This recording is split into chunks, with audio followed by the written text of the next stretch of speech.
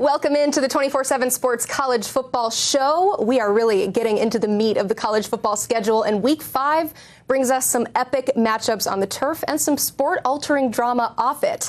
I'm Emily Proud. I'm going to guide you through today, and here's what's on tap for today's show. It is absolutely loaded. And when it comes to the playoff, how much is actually at stake when Alabama and Georgia meet? Plus, other college football impact games and underrated storylines. Plus, the football doctor, he's back. Some teams may have won in Week 4, but Smoke FD will highlight some underlying health conditions and tell you why things aren't always as they seem. And with a third of the season now behind us, we reevaluate the offseason portal moves and tell you who hit and who missed. But first, let's start with the situation at UNLV. Early Wednesday morning, starting quarterback Matthew Sluka announced on X that he would be shutting it down for the season after a 3-0 start to preserve his red shirt because of commitments made to him were, quote, not upheld. This was the first of many statements. Blueprint Sports, which operates UNLV's collective, said there were no formal NIL offers made to Sluka. Then, UNLV Athletics said they don't engage in pay-for-play and don't respond to implied threats. Then the NCAA jumped in and they released a statement of their own, blaming Congress for no regulation. So with all of those statements now out in the open, let's bring in our college football insider, Matt Zenitz, to break down this wild story. Zenitz, you, along with Dennis Dodd and John Talty, you have been all over this, and there are so many messy details, places where things went wrong. But just to make things maybe simpler for the viewer, what's the most important detail to take away from this story? Well, first of all, just the big picture components of it, and just this being the latest confirmation that we have a flawed system right now that has put us in a position where we have a starting quarterback for a 3-0 team that has a legitimate chance at competing for a spot in the college football playoff, who's now sitting out the rest of the season. But at the same time, it's just a messy, unfortunate deal for UNLV. And it's a business situation that went wrong, where there was clearly verbal communication that took place, and a quarterback who was under the impression that he was going to be making a certain amount of money. UNLV had verbalized to him, specifically an assistant coach on that staff, that they couldn't finalize a contract until he actually enrolled in school. But then once he did enroll in school, the contract was never actually finalized, never received any money aside from the $3,000 relocation payment that the UNLV gave him. His camp had approached UNLV during the course of the last couple of weeks to try to get this resolved, and even expressed a willingness to take far less money than what was initially agreed to. And UNLV was set on an amount that was far less than what the quarterback and his camp were comfortable with, and leaves us in the position that we're in right now. It's just crazy that all of this is trying to be ironed out while the season has already started. I said it. They were 3-0. They have playoff aspirations, Mountain West title aspirations, and Sluka was both their leading passer and rusher for this team. So what is the likelihood of any reconciliation between Sluka and UNLV, or is this over? Zero. Both sides have moved on at this point. So the next football day, the Matt Sluka plays will be somewhere else other than UNLV. UNLV will move forward with Hajj Malik Williams as its starting quarterback. They actually brought in both of these quarterbacks. So Matt Sluka, Hajj Malik Williams got commitments right around the same time. There was a competition that took place during the course of fall camp. Matt Sluka won the job, but in Hajj Malik Williams, they have someone who has a significant amount of starting experience at the FCS level, was starting quarterback for actually 5 years at Campbell. And when they got commitments from both of these players, there was a thought that Hajj Malik Williams, even though Matt Sluka didn't end up winning the job, that he would be capable of being the guy for them before eventually lost the starting quarterback competition, but now does get his opportunity and gets it heading into a significant test and big game for UNLV, facing off against Fresno. Certainly a big game for them, big season, as I laid out, after their best start since the early 1980s. And so this is a completely different direction that they will take the team in. But looking at this big picture, in talking to industry sources, I mean, how great is the fear in college football circles that something like this could become a trend? The biggest thing I would say is everyone wants to compare this to NFL free agency. The big difference with NFL free agency, and I'll look at it from both sides, is first of all, for the player, when you agree to terms with the team, very shortly after that, you have a contract that's finalized. And not only do you have an agreement there, but you have something in writing that is legally binding there, and you know exactly what you're going to be making. And it helps players, their camps, avoid situations where they end up receiving less money than what we were under the impression that we would be getting. And unfortunately, this is far from the first situation where a player has ultimately received less money than what they were initially under the impression that they were getting. But the benefit for teams in that also, in terms of getting something in writing, is, again, to shift back to NFL free agency, when a team agrees to terms with the players, that there is something that is signed shortly after that, that the team knows that the player is completely locked in.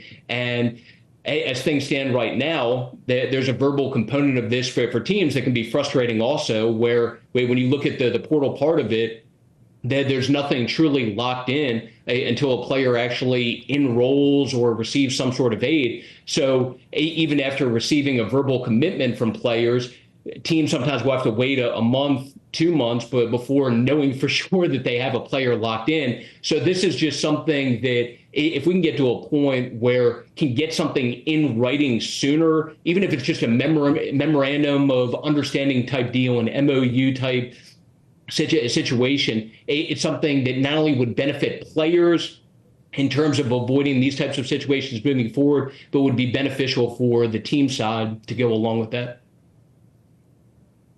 100%. It can be viewed as pay for play if you engage in these conversations before they officially agree. But in what other walk of life would you agree to go somewhere without any sort of something in writing giving you some security? So great job breaking this all down. There's a great story on CBSSports.com detailing everything that we know about this story. It's super thorough, nuanced. Highly recommend that you go check it out. Matt Zenitz, thank you so much. Josh Pate, take it away. It is the best show that college football could give you. I don't care what the playoff brings. I don't care what the national championship brings. There is no environment like premier Saturday night football in the Southeastern Conference, specifically when these two teams are on the field. It is hard to argue with that. Great stuff as always from our Josh Pate. Both of those teams, Alabama and Georgia, are in Brad Crawford's current playoff bracket. You're taking a look at it right now. In addition, looky there, a new Big 12 champ right on cue. This week it's BYU coming off an impressive win over Kansas State. And further down the bracket, USC is out, Clemson is in, and there's a new G5 rep in James Madison. Let's welcome in the man who put together this bracket. Brad Crawford is here, and we have to talk about the game of the weekend. Georgia at Alabama, both, I said, are in your bracket, but neither is the SEC champ. That still belongs to Texas. So how much, though, is actually at stake in terms of the playoff value of a win in this one? Yeah, I think Saturday night in Tuscaloosa, more is at stake in the SEC championship race, Emily, than the college football playoff expanded field, because I think both these teams, regardless of what happens Saturday night, are going to be in. Now, Georgia faces a tougher remaining schedule, a couple more road games against top 5 teams, Ole Miss and Texas namely. So this game Saturday night might be bigger for the Bulldogs than it is Kalen DeBoer in Alabama. But don't be telling the Crimson Tide that. Both these teams are elite. We know what happened last year in the SEC championship game with Alabama winning that and keeping Georgia out of the playoff. So there's going to be some unfinished business on that Bulldog sideline this weekend. Georgia is the favorite in this game, and I usually don't like to bog it down with a lot of stats, but I have to read this one because it's so fantastic. Alabama is a home underdog for the first time since Saban's first season, which was back in 2007. That was the year that wide receiver Ryan Williams was born. So just an absolute crazy stat there. Let's move on to the Big Ten. Ohio State, Michigan State. Your number one team is still the Buckeyes. So what are you hoping to learn about them in their first real test this season? Yeah, first time this season, the Buckeyes are going to play against a legitimate power competition team in Michigan State, and it's on the road. We've seen in the past under Ryan Day, every now and then, Ohio State tends to play with its food a little bit in these games as a heavy favorite. 24.5 points right now is the line for that one. But I want to see, the transfer quarterback there for Ohio State. I want to see Emeka Egbuka. I want to see this offense, see how it does against Michigan State. Will Howard has to play well for Ohio State to win this game, and I think he will in East Lansing. Yeah, the Buckeyes got off to a slow start against another green team in Marshall, so hoping for a faster start this time against Michigan State. Finally, Louisville and Notre Dame. Now, both are ranked in the top 20 nationally, but neither are in your field right now. You did have Notre Dame in there at one point. Obviously, that loss to Northern Illinois probably shook some things up there. So what will a win do for both teams' potential playoff chances? Yeah, Notre Dame's probably back in my projection for Week 6 if the Irish do beat unbeaten Louisville this weekend. This is a huge test for both teams. We know Louisville, the big question heading into this season was, are they good at the line of scrimmage? And they've shown the last couple of weeks, especially last Saturday against Georgia Tech, holding the Yellow Jackets under 100 yards, that they are good at the point of attack. So if Louisville goes into South Bend and wins, I think we have a third ACC championship contender. And Notre Dame already has that loss to NIU. So if they lose this weekend, I don't see any potential possibility for Notre Dame to be in the playoff, even if they were to win out and finish with 10 wins. A lot at stake this weekend. Thank you, Brad. Read his work at 247sports.com. We have a whole team of insiders and reporters that keep you up to date and give you the real story on everything happening in the world of college football. Coming up, our football doctor is running some extra tests on teams who won last week to see if they're for real. But next, it's portal hits and misses with our transfer portal expert. Stay with us.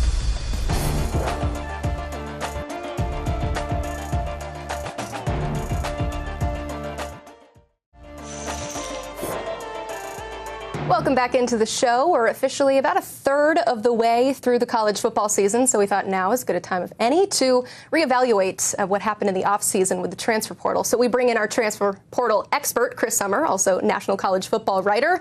Let's start positive. In Miami, they brought in a pair of stars in quarterback Cam Ward and edge Tyler Barron. Why do you consider these two to be portal hits?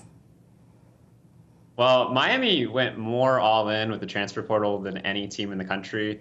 It quite literally staked its 2024 season on getting Cam Ward to the point where, it looked like for a little bit there, Miami would be stuck starting FCS transfer Reese Poppenberger before they were able to reel Cam Ward back into the fold after Cam Ward initially declared for the NFL draft. Miami waited it out. They waited it out, and it's been totally worth it. Miami ranks second nationally in yards per play. Cam Ward is the type of passer with the ceiling that finally unlocks all of the weapons Miami has. They have three of the better receivers in the country, an elite running back that they also got from the portal, an elite offensive line. And unlike last year when Tyler Van Dyke was in and out of the lineup and they also had to play a couple other starters, they have one of the 5 best quarterbacks in the country. And it makes all the difference in the world. And on the other side of the ball, Tyler Barron's been equally as impactful. This was a year where I think everybody thought Reuben Bain, their superstar sophomore, would take the next step, but he's been hurt. And Tyler Barron stepped in there and been excellent. He helps Miami, leads the team in pressures, and Miami's 10th in the country in sack rate. It's a nice win on both sides of the ball. And, you said it perfectly with they really got a huge win with Cam Ward, bringing him back from the NFL, because that wasn't the only interest that he had. There were a lot of schools that wanted his services, so massive win there for Miami. On the complete other side of the spectrum, but in the same state, the Noles, they're not loving their portal quarterback right now, DJ Uiagalelei. He was the 247 Sports 13th ranked quarterback, so there were some high expectations for him. So why was this a miss? I just want to say up front, it's not all DJU's fault. His receivers, I think Florida State's had the 8th most dropped passes in the country. DJ can't make everybody catch the ball for him. But at the end of the day, he's just been really mid. I'm sorry to use slang language on a broadcast. I'm trying to connect with the kids out there, but it just hasn't been good. 57% completion rate, more interceptions than touchdowns. DJU is somebody that I think at this point in his career is not somebody who elevates an offense. He is somebody who is able to conduct an offense when he has really good pieces around him. He had that at Oregon State. That's definitely not the case at Florida State this year. They made a pretty significant gamble in the portal, and it hasn't worked out. Florida State had the option to go after Cam Ward. They were in the Cam Ward sweepstakes. I think they backed away from that in part because of the price tag that came with Cam Ward in the portal compared to somebody like DJU. And I guarantee every single Florida State fan would have happily seen Florida State pay a bit more money this offseason to get Cam Ward in the fold, because he is the type of player who elevates an offense, and DJU, unfortunately, to this point, just has not been that. Definitely a little buyer's remorse there. I looked this up, kind of crazy. He's actually averaging the same completion percentage, 57.1, that he did last year. So staying consistent with what he's done so far, but consistent, not good enough for Florida State. Alabama, meanwhile, they won out for the number 3 defensive lineman in the portal this offseason in LT Overton, so you knew he would come in and hopefully make an impact immediately. So why do you consider him to be a portal hit? LT Overton's an interesting one. I don't know if people remember his story, but he reclassified out of high school. So he was 17 years old as a true freshman at Texas A&M. He really did not play a lot for the Aggies the first 2 years. You kind of wondered if he maybe needed to switch positions or if this was going to work out. And this year, everything's been unlocked for him at Alabama. He has the same amount of sacks this year that he did in his entire career at Texas A&M already. He leads the Tide with 11 pressures so far. And I think it's really important to emphasize just how important he is to that defense. Alabama does not blitz. They blitz at the lowest percentage of anybody in the country. They expect their front 4 to get home. And LT Overton being able to create pressure on his own unlocks everything else Alabama wants to do defensively. So I know people talk a lot about Ryan Williams and how important of an acquisition that's been for Alabama this offseason. But for my money, I actually think LT Overton is the most important player the Tide acquired this offseason. He has unlocked that defense. All right, just to keep things even, we've got one more miss. And for you, it's the entire Oklahoma offensive line. Chris, what did they try to do in the portal, and why didn't it work? Well, they lost every single offensive line starter this offseason, including Caden Green, their superstar guard, who ended up at Missouri, playing closer to home for him. So that was not a good start for them, and they tried to make up for that in the transfer portal. Oklahoma signed 5 offensive linemen in the portal this cycle. They made a splashy addition in the spring with Branson Hickman, a first-team all-conference center coming over from SMU, and it just hasn't worked out. Oklahoma starts 4 of the transfers they took in from the portal, so it's not like those guys aren't playing. But Oklahoma's quarterbacks have been pressured on 34% of their dropbacks. That's 107th nationally. Oklahoma ranks in the hundreds in yards per rush, sacks allowed, tackles for loss allowed. The offensive line isn't the only problem for the Sooners. We've seen their quarterback situation play out over this last week with Jackson Arnold being benched, largely because of his inability to hold on to the football. But the offensive line is at the crux of Oklahoma's issues. And it really is unfortunate if you're a Sooner fan. Oklahoma finally has a national championship-worthy defense. It was the problem under Lincoln Riley for so long. Brent Venables has fixed that. But the first season the Oklahoma defense looks elite is the season the offense collapses, and that starts with the offensive line just not being up to snuff. At this point, Oklahoma probably wishing they had a mid offense at this point in the season. Chris, thank you so much for this great segment. We appreciate it. Hey, big games mean some big-time recruiting visits, and our guys across the country have you covered with the latest news with who's on campus. We've got guys at Alabama, Notre Dame, Penn State. Take it away. Yeah, it's a who's who of Alabama commits. Top targets across the country, across multiple classes, looking to get into Tuscaloosa for this Alabama-Georgia showdown on Saturday night. Multiple Alabama commits across all classes, including all 4 5-stars in the 2025 class, and Keelan Russell, Ty Haywood, Dijon Lee, Caleb Cunningham expected. Many top targets, no bigger than 5-star number 2 defensive lineman Justice Terry out of Manchester, Georgia, set to make his second game visit of the season, was in town as a surprise visitor for USF, was told that visit went well enough to get him back on campus. Now Georgia continues to hold the clear edge here, but another good experience on the field and off the field could really continue to shake things up here. Another guy we're looking at is one-time Alabama commit and now Auburn commit Derek Smith, safety Derek Smith. He's expected back on campus. Communication has not stopped there. A whole bunch of others that we're going to continue to provide coverage with across the 247 Sports Network. Now let's head to South Bend to hear from Eric Thomas at Irish Illustrated. Thanks, Brett. The biggest name in South Bend this weekend is Madden Faramo.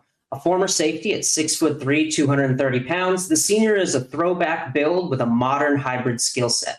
In the 247 rankings, he's the number 113 player and the number 14 linebacker in the class, and he plays football with a rare breed of violent intent. He's versatile. He's a guy who can wear the green dot and call signals and adjustments. He can rush the passer as an outside backer or blitzer, and he can dominate at the point of attack in the run game. Number 2 is Nathaniel Owusu-Boateng, another senior linebacker. A legacy to Notre Dame, the younger brother of Irish Butkus Award winner Jeremiah Owusu-Koramoah, Nathaniel slots in as the number 70 player and the number 7 linebacker nationally. He's a vicious tackler. He looks a lot like his brother on tape, and his ability to hit in space and his freakish lateral speed add up to an excellent addition to the Irish class. We're still waiting for final confirmation that he will be in South Bend this weekend, but it would be a surprise if he wasn't. Let's hear from Tyler Calvaruso at Penn State. Thanks, Eric. Penn State has an unexpectedly big opportunity coming up on Saturday night. Top 20 matchup against Illinois on the docket. Pretty impressive group of visitors slated to travel to State College. Starting the 2026 class, 4-star prospect Jacob Witherspoon is one of Penn State's priorities at cornerback. He'll be making it back to campus for the first time in a little while. Saturday night's going to give him a chance to get his first look at new defensive coordinator Tom Allen's system and the quarterback utilization in that system. Ohio State in strong with Witherspoon early. Penn State's going to continue to push. And then in the 2027 class, Penn State continues to stack visits with top 100 wide receiver talent. Khalil Taylor out of Seton LaSalle in Pittsburgh. He's a priority for the Nittany Lions in that 2027 class. Penn State always wants to keep top talent in Pennsylvania. Doing so with Taylor is a priority and high on the to-do list for James Franklin and his staff at Happy Valley.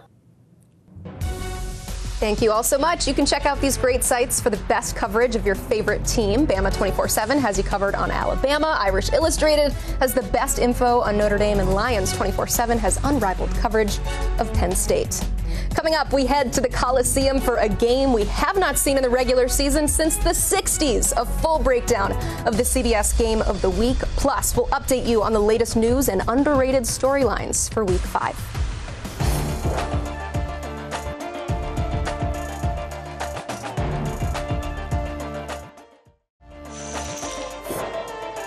Welcome back into the 247 Sports College Football Show. Let's get you some injury news. First, with the biggest game of the weekend between Alabama and Georgia. Per our Matt Zenitz, Georgia is in line to get defensive tackle Warren Brinson back for Saturday. Also, there's optimism at this point that star edge Michael Williams could end up being available in some capacity for this game. Things are also trending in the right direction for defensive tackle Jordan Hall's return. We've got some more news. We have our first cancellation as a result of Hurricane Helene. That game between App State and Liberty has officially been canceled due to impacts of the storm. And according to the school's release, that game will not be rescheduled. Meanwhile, realignment is making a mid-season comeback. The AAC announced that it's committed to the AAC. Memphis, South Florida, UTSA, and Tulane were all offered spots in the new Pac-12, but they said no thank you. However, there was some movement out west. Utah State is the latest team to commit to the Pac-12. Mountain West heavyweights UNLV and Air Force are not going, thanks to some financial incentives. So now we have 2 conferences out west with 7 members apiece, which is not enough to be a conference. The Mountain West is now trying to add MAC members, Northern Illinois and Toledo. Oh, and the Pac-12 is also suing the Mountain West. Now, they need more than a doctor to fix those issues, but it is time to bring in our doctor to diagnose the problem with a few teams out there. We are calling in Smoke FD, our resident football doctor. Let's bring him in now. Smoke Dixon here, a former general manager for Power 4 programs. And Doc, really winning, it cures everything, right? A few teams do look healthier after a win in Week 4, but there are some underlying health conditions out there. So let's start with Colorado, a nice overtime win over Baylor to move to 1-0 in Big 12 play. But you ran some x-rays. They tell a very different story. What are you seeing, Doc? Nice, but it hurts. Your quarterback is still getting hit at an alarming rate. You're still giving up sacks. You're still giving up hurries. And it's not really who, it's how. You're protecting your quarterback with 5-man protections and not using the 6 or 7-man protection to your advantage. You can also slide the field. But you can do other things other than just leave your guy out to bay with 5 guys blocking in front of him. This has now become a problem for your offensive coordinator to solve. Add more to the protection. Ease up the ease of your quarterback getting hit and peeling himself up off the ground every single time that he throws the ball. Yeah, you're going to see their quarterback in your hospital soon if he keeps getting hit. I know I'm the one wearing the white coat today, but I'm going to defer to the expert. I did not see the number 11 team in the nation here on your operating table, but even after a win, Mizzou, they're not what they seem. So what's wrong with the undefeated Tigers? Well, we got to feed him a healthy dose of Luther Burden. Where has he been? He's not even the leading receiver on your team right now. And in order to get to where you want to get to, and that's either the SEC champions or get into the playoff, Mr. Burden has to be featured more often, early and more often. For the simple fact that you're struggling in two areas that we haven't even touched on yet. And we're not going to, but we're going to make it real simple. Explosive plays in red zone. If you feed Luther the ball in the red zone, he's going to catch it, just like you saw last week at the end of the game. And if you want explosive plays, throw the ball to Luther Burden. He can create yak advantages, and he can take that top off the defense. You heard the doctor. Take some Luther Burden, call him in the morning. Meanwhile, the number 12 team is coming off its biggest win of the season. They're feeling good, Smoke, but you ran some further tests on Michigan. You looked under that microscope and found what, Doc? Where is the passing game? 32 yards, Emily? Not going to cut it. And again, it's not who's being the quarterback. Alex Orji, which I think is the right quarterback for what's going on right now. But you got to give him some help. You got to boot, naked, give him some easy access throws. And the easiest down to pass on when you're a running back, when you're a running team, just like Michigan is on first down. So stop putting him in compromising positions of passing the ball when it's 3rd and 8, when it's 2nd and 10. Throw the ball on play action passes, not RPOs, because one of the hardest things to do for a guy that's not a natural passer is to read the end guy on the line of scrimmage, the second layer guy, and then come up and make an accurate throw. Just not his game right now. All right, similar throwing problems for Florida State. Fans are feeling a little less queasy after seeing them finally win a football game. But Smoke, you looked under the hood here. What are some underlying health conditions dealing with Florida State right now? Well, where are the explosive plays? The hardest thing to do is go down the field, 10 plays, and then score. The playmakers on the outside are gone. We've hit it all over again. DJU is who DJU is. He's throwing the same percentages in terms of completion. He's having the same effect on the offense like he did at Oregon State and even at Clemson. But when you don't have explosive players that can make explosive plays in the passing game and in the running game, you're going to come up with not so good of a season so far for my FSU guys. All right, Dr. Dixon, Smoke FD, thank you so much for diagnosing all these underlying health conditions with these teams. Don't let a win fool you. It's not necessarily the cure for everything. Smoke, thank you so much. We appreciate it. Get ready for the CBS Sports Game of the Week. USC is hosting Wisconsin. You can watch that game Saturday at 3:30 Eastern on CBS and also streaming on Paramount+. You know about the big games, like that one, but what about the underrated ones? Well, we have that covered too. Plus, we head west for our Game of the Week. I said it, it's USC, it's Wisconsin, and it's next.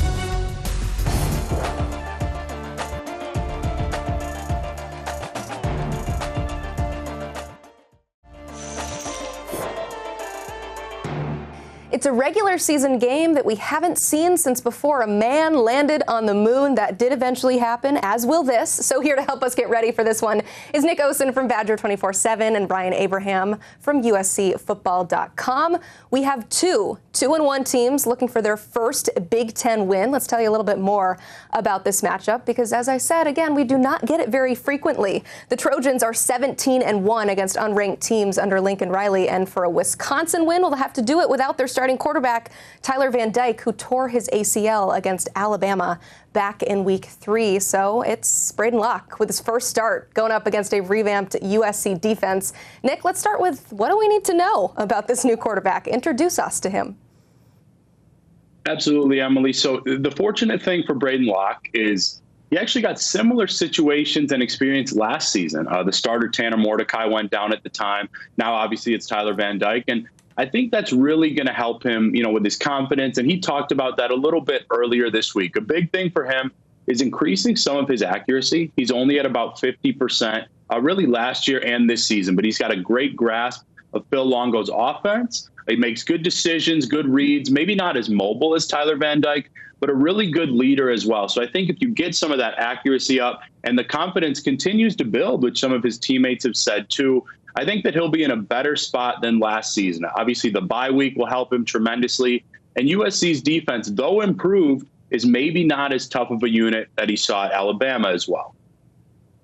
For USC, this is going to be the third week in a row they faced the backup quarterback with Bryson Barnes for Utah State, and then Alex Orji comes in when Davis Ward gets benched, and now yet again. So they're used to kind of seeing this, but just I think they're going to stick to their own game plan. They did a really nice job at about 95% of the snaps, Lincoln Riley said, outside of those 3 big runs for Michigan. So I think it's kind of business as usual, but they're used to seeing the backup quarterbacks at USC these last few weeks. It makes the preparation just a little bit different when you're facing that backup. On the other side of things, not a backup for USC. Miller Moss and the USC offense, though, they showed some weaknesses, emphasis on the some at Michigan. So, Ryan, how do they get it corrected? And then also, what does the Wisconsin defense do to prepare? Ryan, let's start with the Trojans side of things. Yeah, for Miller Moss, I think he was pretty good under duress in that Michigan game, and he was under duress quite a bit, and the USC offensive line just wasn't up to snuff. The PFF grades were a historic low. We've never seen them that bad for pass protection. And Lincoln Riley mixed things up a little bit in the second half. We're not sure what the offensive line is going to be, if Elijah Page is going to be in that starting lineup or not. But I think it all starts and ends there with the offensive line. He's still able to get rid of the ball and find those wide receivers, and they ran the ball a little bit better in the second half. But they really have to get that offensive line fixed. They're probably not going to see a better defensive line than that Michigan one they saw last weekend. So I think for Wisconsin, you just want to get after Miller Moss and pressure him just like Michigan was able to. Yeah, I completely agree with Ryan. I've been impressed by Miller Moss, quite honestly, even against that impressive Michigan D-line. I felt like he had some moments. And I think for Wisconsin, it's going to be paramount probably to get some of the pass rush coming from the outside. Guys like Leon Lowry Jr., Darrell Peterson at outside linebacker. I think the defensive line has missed James Thompson Jr. at times. So I think kind of scheming things up a little bit, getting kind of some extra pressure. And I think, quite honestly, it's also going to fall on some of the corners. I think a guy like Rico Holman or Max Lofi to just add maybe some coverage pressure and coverage sacks, because we know that Moss can make quick reads and obviously loves to get it to a guy like Zach Branch in space. So I think eliminating some of those really early reads and quick passes and just getting in his face a little bit like they were able to do in Ann Arbor would be massive for this Wisconsin defense. Thank you, guys. Keep it locked into Badger 24/7 for all things Wisconsin football.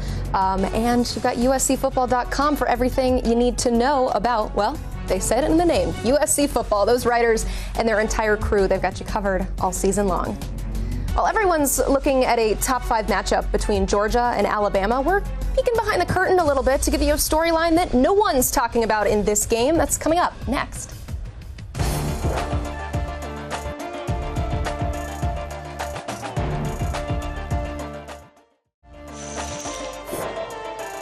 Welcome back into the show, and welcome to National College football writer Richard Johnson, here to help us peel the curtain back and introduce us to some storylines that we might not be looking at on this college football Saturday. And your first is an underrated storyline, but is not an underrated game. We've talked a lot about this all week long with Georgia and Alabama, but it's the Georgia tight end position post Brock Bowers that we should be talking about more. So why do we need to be paying closer attention to this storyline?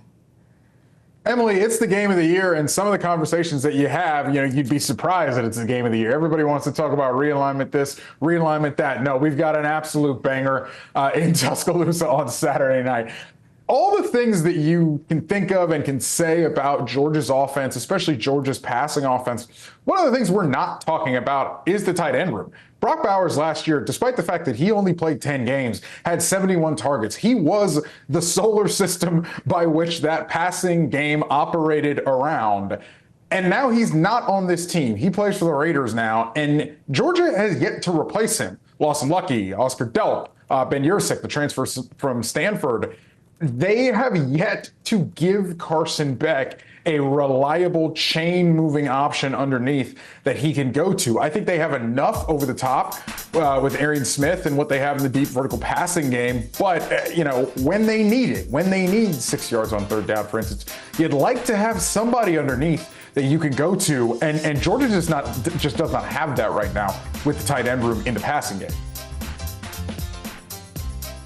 crazy when you see that split box there. 4 receptions for Lawson Lucky. That's the most among tight ends, especially considering that Brock Bowers led the team in receiving yards for the last 3 seasons. It just looks like a different Georgia passing attack. Meanwhile, we got another massive game between 2 ranked Big Ten teams in Illinois and Penn State. Where is your underrated storyline in this one? My underrated storyline is absolutely Illinois' defense. You think about what this Illinois defense lost last year. Johnny Newton, Keith Randolph, Derek Dixon. Those are guys who are in the NFL right now. But yet, Illinois' defense is able to do what you can see on the screen right now. They blanked Eastern Illinois in week 1 and at least held down Dylan Raiola and Nebraska's offense last week. And it was after that game that you saw, people saw it on social media after the game, there was an embrace between defensive coordinator Aaron Henry and head coach Brett Bielema. And look, Illinois' defense had a great game, and you say, okay, well, they're just hugging in the end zone because they got the win. But then you look a little bit deeper and you realize, now, Aaron Henry was coaching with a heavy heart last week. He lost his sister last week and had to bury his sister last weekend after the game. And he talked about last week, but before and after the game, the solace that football was able to provide him. So going into this game, there's going to be a lot of commentary about Penn State's offense, Andy Kotelnicki and Drew Aller, and what they've been able to do to get that ship righted. But Illinois' defense poses a significant test for them. And emotionally, Illinois' defense is going to be rallying for their head man. Incredible to see them already do that. It's hard. We don't want to pick a winner in this game. We don't want to say that we're biased either way, but man, it's going to be really hard to not root for Illinois after hearing that story. I'm sure many watching agree with that. Elsewhere in the Big Ten, Washington faces Rutgers tonight. I need a moment just to take that in because it's so strange. But why should we be talking about the Rutgers running back and Kyle Monangai more? Well, if you haven't heard of Kyle Monangai, make yourself acquainted. He right now is the 6th leading rusher in college football, and he's only played 3 games. He's 5'9", sawed off, undersized, and hey, you root for the little guy? This is quite literally the little guy. But he is such a special piece to what they do at Rutgers. I was able to go out to Piscataway last week and visit with him, his running backs coach Demir Shaw, and his head coach Greg Schiano, and talk a little bit about how this guy paces this entire offense. He was a leading rusher in the Big Ten last year. I mean, this guy gave them a significant element in the run game. And if you're Greg Schiano, you know what he preaches. He preaches the chop and that hard-nosed attitude. Kyle Monangai is the hard-nosed attitude. This is Greg Schiano's 2nd tour of duty at Rutgers, and he even sort of joked with me that, his team is sick of hearing about the 2006 team and the 2007 team, those teams that, those guys were barely even born when those teams were doing big things for Rutgers. But now, no, they have something they can hang their hat on, which is a physical, tough running back who gives them an edge and who paces their offense. You mentioned it, what Greg Schiano told you for a wonderful story that you can read right now on CBSSports.com. Not literally right now. Wait until the segment is over. But Richard, you have so many great anecdotes, and I know that there is a word limit to this. Is there a favorite detail that you gained from this story? What is it? Well, it's funny because I was talking to Kyle, and he was telling me about the offers that he had before Rutgers came in. And Rutgers came in late for him. Greg Schiano got the job in December of 2019 and had to put together a transitional recruiting class before the early signing period, which was a few days before Christmas. So it was about 11 or 12 days that Kyle was actually actively being recruited by Rutgers. And he joked to me that at the time he had an offer from Cal, even though Cal had sort of cooled on him. But he was entertaining offers from the Ivy League only to satisfy his mother, which I loved. I loved that anecdote. Who among us does not have a mother who would rather us go to an Ivy League school? No, he wanted to play big-time Big Ten football, and he got his wish. Sure, Mom. I'm looking at Harvard. I'm looking at Yale. I'm checking out Princeton. But, I want to play Big Ten football, and play it he is. Everyone is excited, meanwhile, about Ohio State's first real test is what we're calling it, Richard Johnson, at Michigan State. But you're a little worried that this game might not be all that close. How could it potentially get out of hand? Emily, if you look at what Aiden Childs has been able to do, he is a charitable young man. And when I say charitable, I mean he's given the ball to the other team. And the FBS opponents that they faced, he has at least 2 interceptions. That ain't going to cut it against those Buckeyes. Aiden Childs has a lot of natural ability, and I think you see it. You see why I'm sure that staff in East Lansing wanted to bring him over from Corvallis when they got the job. He's got the physical tools, but he's just got to rein it in, and he's got to be careful with the football. If he's not careful with the football, he gives this Ohio State offense more possessions than it otherwise was going to get, more bites at the apple, more chances to hurt them than they were already going to have. Jeremiah Smith, Emeka Buka, Travion Henderson, on and on and on for that Ohio State offense. This one could turn into a laugher if he gives them some help. Yeah, we're all paying attention to the fact that he has 7 interceptions to just 4 touchdowns, and you give the offense the ball a lot. But there's a chance, too, for some defensive touchdowns in this game, too. I mean, speak on just how great this Ohio State defense is and how they could take advantage. Yeah, that Ohio State defense was great last year, and they were really what pushed them last year to as close as they got to competing for championship. But this year, you know, a lot of ink spilled on the offense, but the defense is the bedrock here. You know, you see there, you know, I know they haven't really played anybody, but look, you let opposing opponents only score a touchdown on average. It doesn't matter if you're playing against air. That's serious. So I am sure Denzel Burke and the guys, the Silver Bullets, are ready, willing, and able to take advantage of any mistake that Michigan State may have tomorrow. Yeah, they want to score some points, too. Speaking of first real test, let's end on this. Ole Miss opens up SEC play against Kentucky. So where's the underrated storyline in this matchup? I want to see Ole Miss's defensive line eat, Emily. Prince Lee, Amuni Mellon, Walter Nolan, they spent a whole lot of money on that defensive front this year and last year through the transfer portal to get those guys in. I want to see them eat, you know, and people say, well, it's Kentucky, and Kentucky has a stalwart offensive line. That's not true in the last few years. Kentucky's advantage up front on the offensive line has just not been there. It has eroded in talent and stability over the last few years. And to me, if Ole Miss wants to get where they really want to go, which is they want to be playing meaningful January football, it's the defense that I think is going to truly lead them there. We know how many points they're going to score, but eventually you got to stop somebody. And I think this game, finally, an SEC opponent, somebody worthwhile, we can see how good that Ole Miss defensive front really is. See, this is why we bring you in for underrated storylines. Everybody's looking at that Lane Kiffin offense, but you're saying, wait, what makes this team a championship contender is that defense. And you hope to see them, as you said, quote, eat on Saturday. Richard Johnson, we appreciate you so much for being here with us today. Please be sure to check out more of his work at cbssports.com, especially that piece on Kyle Monangai. I'm always going to root for the little guy, and he is a fantastic example of underrated, just to put a cap on this segment. Thank you again. Also, be sure to go to the 247 Sports YouTube page. We have so much great content on there, all of our analysis and our experts and scouts. We've got live shows, we've got game breakdowns, other really unique content. You're going to want to go check it out. Join the nearly 500,000 subscribers we got there and check out the 247 Sports YouTube page. Thank you so much for watching today's show and enjoy the weekend of games.